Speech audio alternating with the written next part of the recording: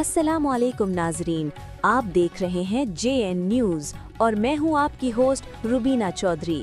سب سے پہلے نظر ڈالتے ہیں آج کی اہم خبروں پر۔ رپورٹ ملک منظور حسین فریدی وزیر۔ آج جازان ریجن میں قونصلیٹ آف پاکستان جدہ کے قونصل جنرل سید مصطفیٰ ربانی نے اہم دورہ کیا۔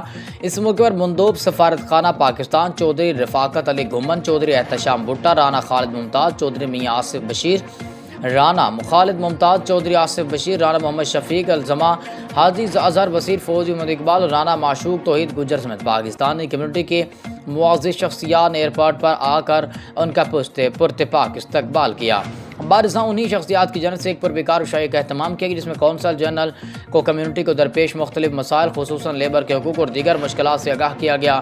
سید مصطفیٰ ربانی نے تمام مسائل کو نہایت سنجیدگی اور توجہ سے سنا اور یقین دہانی کروائی کہ سفارت خانہ جلد مختلف کمپنیوں کا دورہ کرے گا تاکہ محنت کشوں کو درپیش مسائل کا جائزہ لیا جا سکے، اور جو کمپنیاں کارکنوں کے حقوق کے خلاف ورزی کریں گی ان کے خلاف قانون کے مطابق کارروائی کی جائے گی۔ انہوں نے پاکستانی کمیونٹی کے ساتھ ہر مشکل وقت میں شانہ بشانہ کھڑے رہنے کے عزم کا اعادہ کیا اور جازان میں پاکستان انٹرنیشنل اسکول کے قیام سے متعلق کمیونٹی کے مطالبات کو اعلیٰ حکام تک پہنچانے کا بھی وعدہ کیا۔